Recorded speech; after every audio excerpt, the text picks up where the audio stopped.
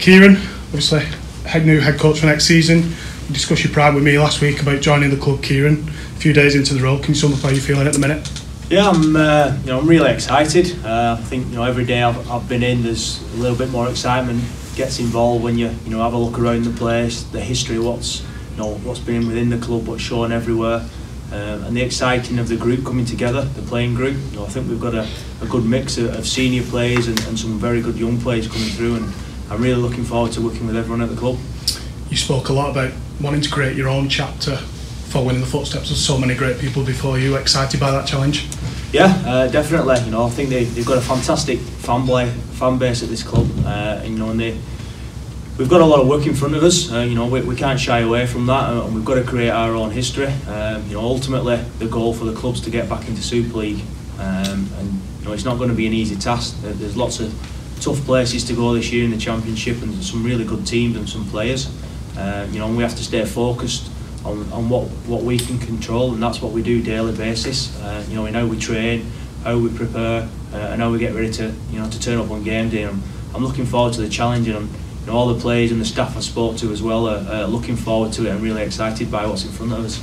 Perfect. So moving on to Phil, obviously a new role as Performance Director for next year. Can you just explain a bit about your role and your relationship with Kieron for next year? In terms of my role, it's really a role that is designed to try and support the achievement of what our objective is, which is obviously to get back into Super League, as Kieron just said. I think it's quite a unique role, I think, for Rugby League. I think my job is to try and make sure that all of the individual sort of parts fit together properly, and we're all working together trying to achieve the same thing. Perfect. And then we'll move on to Hep. Obviously, Hep, club captain for next season.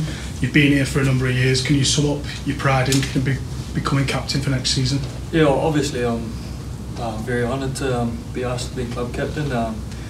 Been here for a long time, and the club means a lot to me and my family. And obviously it was tough last year what we went through, and but now moving forward we've got an opportunity to put our best foot forward and get back into Super League. So to be part of that, was something that I'm looking forward to doing. And for me, it's just I've never been a big voice in the club or the team, vocal-wise, but just led by example. So it's giving me more something more to work towards, and making sure I lead the young boys in the right direction, and doing the best we can.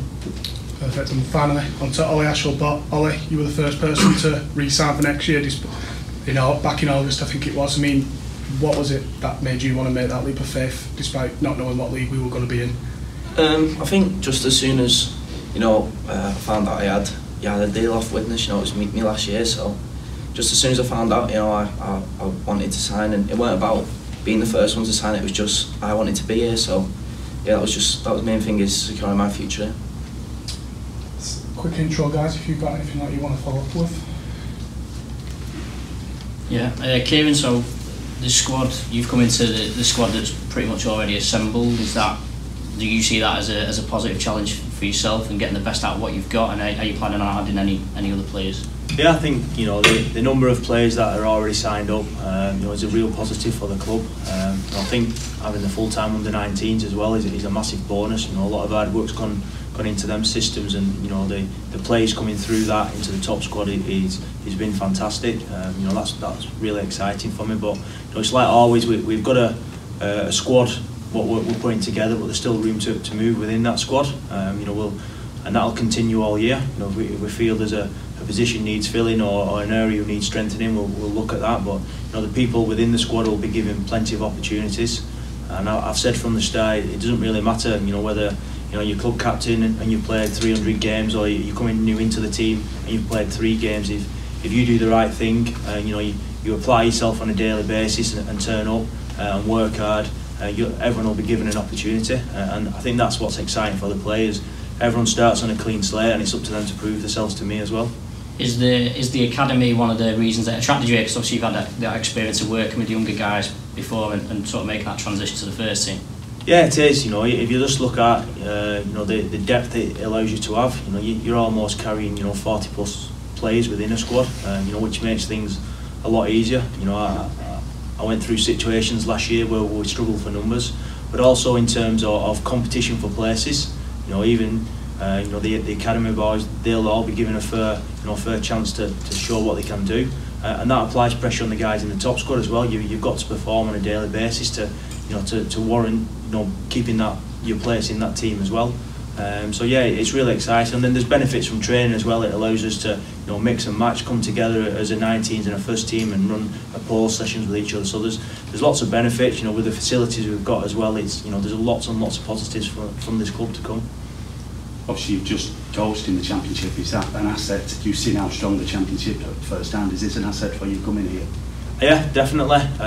You know, I mentioned before that there's lots of good teams in the Championship, and that probably, you know, proved it in the middle eights last year. There's some real, you know, variation in what you do. You've got some real good teams with some good facilities, and you've got some good teams who play really well on their own, you know, their own grounds, which are tough places to go. You know, small pitches, heavy pitches, you know, confined grounds. So there's lots of challenges within the Championship. You know, and for us, there's a challenge as a group as well to handle being, you know, one of the favourites within the league. I think Toronto will be the favourites with the money they're spending at the moment, but we've got to, you know, be confident in our group that we can get one over Toronto, but also we've got to handle being favourites going to these grounds, because everyone will see Widnes Vikings come in and want to get a scalp on us. So, you know, we've a lot of tough games, a lot of hard work, but, you know, if we do the right things, we have a lot of enjoyment, you know, as players, as staff, and as fans as well in front of us. How do you overcome that sort of danger of getting transfixed by Toronto and what they've spent in terms of, because I think perhaps Lee did that last year? Yeah, a little bit. We've got to focus on ourselves. You know, we'll focus on Toronto when we come to play Toronto. What you've got to focus on is pre-season, is as individuals and as a group improving and working hard, and setting your culture, you know, what will set you up for the season. But then as you get into the season, you've just got to approach every game week by week and make sure you win those games. You can't be looking, you know, too far ahead. We can't be saying, right, we expect ourselves to be in Super League at the end of the season, because it won't happen without hard work and application during the year.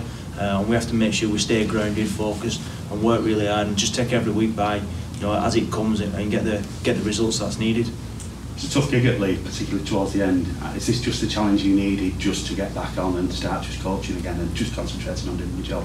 Yeah, you know, the appointment of Phil there as well helps me in my role doing that. You know, a lot of the infrastructure that's already here just helps the coach to get on and coaching. You know, the facilities are good, the junior structure, you know, the players that are already signed, and, you know, the performance department we're putting together as well. That, you know, that'll help me to focus more on the team, and, you know, by doing that, hopefully we can get, you know, better results from individuals and as a group as well.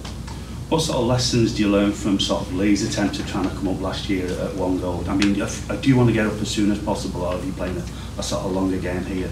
No, I think, you know, ultimately we want to come back up straight away. You know, that's our goal. We won't, you know, be jumping above the rooftop saying that, because we'll go about our work, you know, on a daily basis, work hard from there. And I think the biggest lesson you can take is don't underestimate anyone, you know, and don't get carried away. You've got to make sure you get your own house in order, and you do the right things. And if you do that, then you give yourself the best possible chance of going back up. Nice setup here, isn't it? I mean, you were here in 2011 with Saints, weren't you? Yeah, has it yeah. changed much, or has it improved much? Or? Yeah, it's, you know, obviously the facilities on the far side are good. You know, there's been some investment in there. The pitch has been relaid. You know, that'll be a great pitch. But, you know, a lot of the facilities and I've said before, the infrastructure's already in place, so there's lots to build on and lots of positives for me. Go on, John. Obviously, you've spoken in the past about players feeling hurt by relegation. Is that something that's going to drive yourself and a lot of players forward this season? Yeah, I think it's given the boys a lot of motivation not to get back in that kind of downward spiral. It was tough, just mentally tough. So, you know, it's a fresh start for everyone, and you know, everyone's just itching to get back out there. You know, usually you're dreading pre-season, but everyone I've spoke to is just looking forward to getting back out there and putting our best foot forward to get back in there. Well, obviously for yourself, you were the sort of player who could have had Super League offers, and obviously you committed to staying at Widnes. So for yourself, is it that leap of faith, is that you wanted to claim the starting spot for next season? Yeah, you know, that's what I want, is to play full-back, and, you know, I've got some competition in the team to play there. And as Kieron said, you know, he could bring someone in, and, you know, I've just got to stick to my job and go hard in training and just try your best. So. Phil, are you sort of now seeing? I know sort of the goal was to get the 2020. That was your target. Is your new role helping you to almost see the fruits of your own labour and help that transition to the first team even more so? Yeah, I think so. I think probably when I started all those years ago, I always just envisaged myself probably staying within the youth setup and working with younger players and trying to create a system that gives them a platform to play at the highest level. And I think the more you're sort of involved, you start to see opportunities and think, well, there's a potential, maybe the better way of doing it, and we can transition those players a little bit better than we have done in the past. So yeah, definitely getting an opportunity to influence sort of the culture and the environment that those young players are going into, and trying not only to progress them into the first team, but allow them to become really successful, established players in our squad. And does it help? It's almost like you're putting a little bit of trust in them in terms of the recruitment so far. Certainly, a big majority of the squad is going to come through the academy, and I guess no one better than you knows how much you can trust those players. I think it's better the devil you know, isn't it? Sometimes, we've got a lot of young players that have been with us in association with Widnes since we're 11 years of age, in the development squad. And I think the one thing that young players need to develop and fulfil the true potential, which I don't think you probably ever realise until you're probably mid to late 20s. I think they need time. I think they need to be afforded that opportunity to keep on working as hard as they can and be part of an environment where they feel valued and people know them inside out. And I think that's what we do. So I think they're all going to get an opportunity, and it's theirs for the taking. I'm sure you would have liked to have kept Matt Whitley and Danny Walker, but it's obviously a positive for the club that they've managed to go off and probably establish themselves, but not only as Super League players but as internationals as well. Yeah, I think that's one of the disadvantages of being able to. We've got a really good team, in the youth setup. The staff they work 7 days a week to try and identify players that have got the potential to become Super League players, and both Matt and Danny probably weren't on the radar of other clubs, and we give them an opportunity to come here. So to develop, spend so much time with them, developing them, and then obviously as a result of relegation, they've both felt that they've had to move on for their own careers. Obviously that's disappointing for us as a club and staff, but you can't, both of them have made a big contribution to not only the academy set up and helped put us on the map, but also at first team level as well. And both of them the first boys that have progressed through our system to play for England at a senior age. So we wish them all the best in the future and hope it works out for them. How are you handling recruitment now between you in your roles? Is it, Kieron, I guess, do you identify players, or does Phil identify players? How does all that work? Yeah, I think it's it's building our relationship between each other. We talk a lot. We've got a philosophy on the type of player we want to bring in. And ultimately, it doesn't matter how good of a player that player is. We've got to be the right person to come into the environment and add to what we're going to be. I'm relying a lot on Phil at the moment with a lot of the younger players. It's quite exciting for me the potential in a lot of those players. But recruitment wise, we know where we're going as a club. We know the task what's are in front of us. But I think foremost what we're looking at is making sure we bring the right people in, to create the right culture and give us the right identity that we need. I don't know if this is the elephant in the room, but is as far as Anthony Gelling still coming? Yeah, he's coming. Just at the moment, his partner's due a baby, so there's some logistics with that. But Anthony's due to still come, and we're just not sure what day he's arriving yet. But yeah, he's still on track to come over. And I think Cousin in the news, the only other player from last season who's it's not been decided either way. Do you know anything about whether he's going to be staying or going or? Yeah, I'm not sure Christian's made his mind up yet. I've been in contact with him. I'm due to speak to him again tomorrow. I think he's got some fantastic attributes to him as a player, and he'd be a great asset if we can get him on board and get it over the line. But we're still a little bit of work to do on that one yet.